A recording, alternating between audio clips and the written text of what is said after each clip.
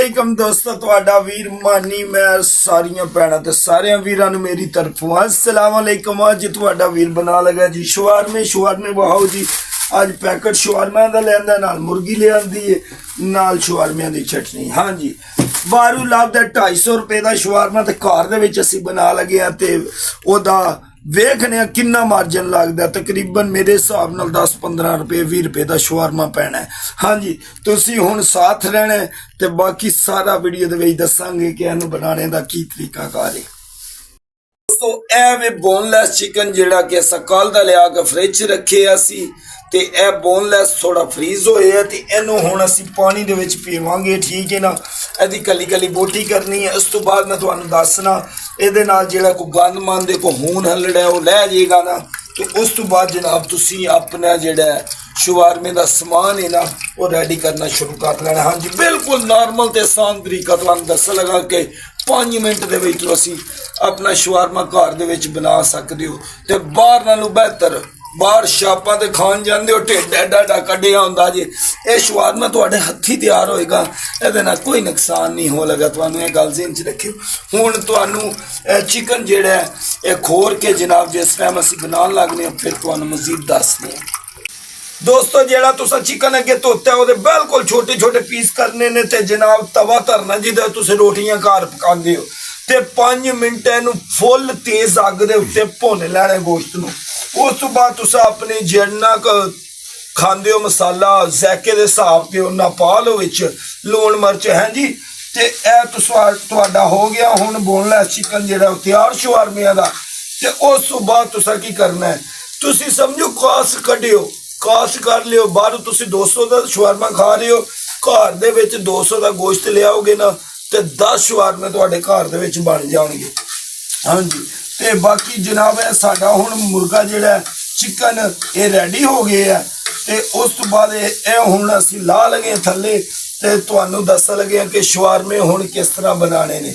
ते जनाब बिल्कुल आसान ते देसी तरीका, घर दे विच शवारमे बना के दिओ बच्चिआं नूं, जनाब बच्चे भी खुश तुसीं भी खुश। हाँ जी जी दोस्तों, हो गया साडा चिकन रेडी। तकरीबन 5-7 मिनट साडे लगे ने।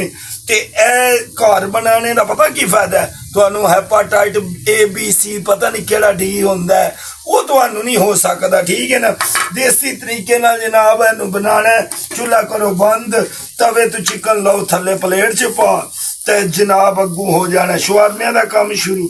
ए चिकन माशाअल्लाह वेखो चेक करो, ए जे चिकन तुहाडा जनाब तैयार हो गया। हुण तुसीं जनाब जिहड़े तुसां शवारमे दा पैकेट लिआंदे 100 रुपये दा, ਉਹਦੇ ਵਿੱਚ 5 ਸ਼ਵਾਰਮੇ ਹੁੰਦੇ ਨੇ। ਹਾਂਜੀ 5 ਸ਼ਵਾਰਮੇ ਹੁੰਦੇ ਨੇ। ਉਹ ਹੁਣ ਪ੍ਰੋਸੀਜਰ ਸ਼ੁਰੂ ਕਰਨੇ ਆ। ਠੀਕ ਹੈ ਨਾ, ਨਾਲ ਰਹਿਣਾ ਬਿਲਕੁਲ।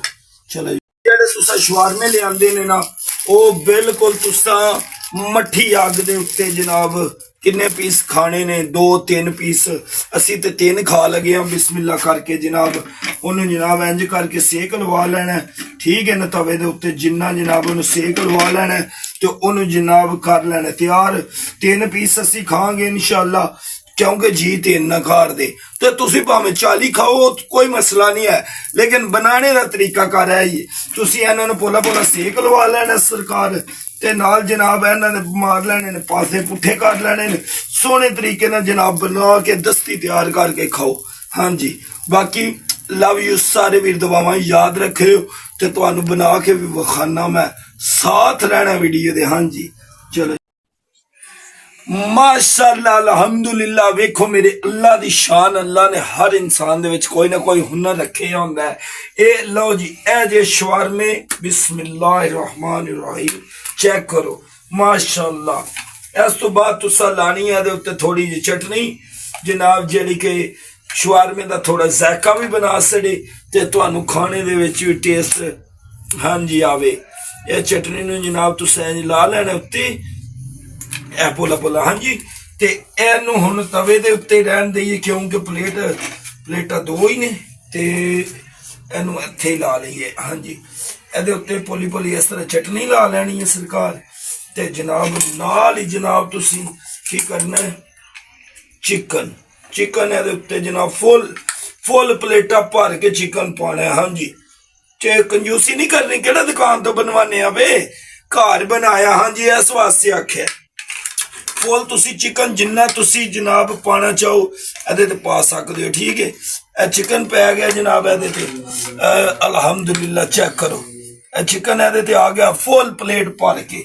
ਹਾਂਜੀ ਸਾਰੇ ਸ਼ਵਾਰਮਿਆਂ ਦੇ ਇੰਜੀ ਫੁੱਲ ਪਲੇਟ ਭਰ ਕੇ ਜਨਾਬ ਚਿਕਨ ਪਵੇਗਾ, ਮਾਸ਼ਾਅੱਲਾ ਪਹਾੜ ਲੱਗਦੇ ਨੇ ਉੱਤੇ ਕੇ।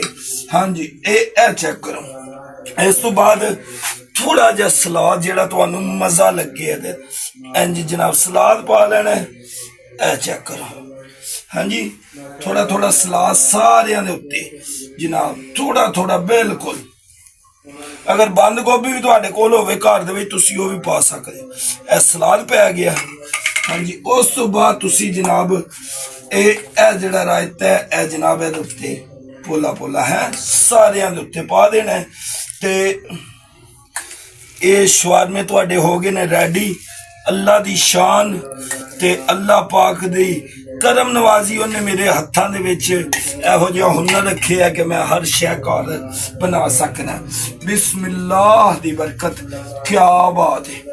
ਚੈੱਕ ਕਰੋ ਮਾਸ਼ਾਅੱਲਾ।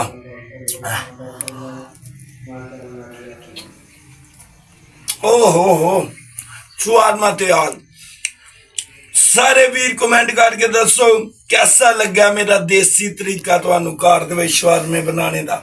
ਜਿਸ ਮੇਰੇ ਵੀਰ ਮੇਰੀ ਭੈਣ ਨੂੰ ਪਸੰਦ ਆਇਆ ਕਮੈਂਟ ਜ਼ਰੂਰ ਕਰਿਓ। ਦੁਆਵਾਂ ਯਾਦ ਰੱਖਿਓ। ਤੁਹਾਡਾ ਵੀਰ ਮਾਨੀ ਬਲੌਗਰ। ਆਹ ਯਾਰ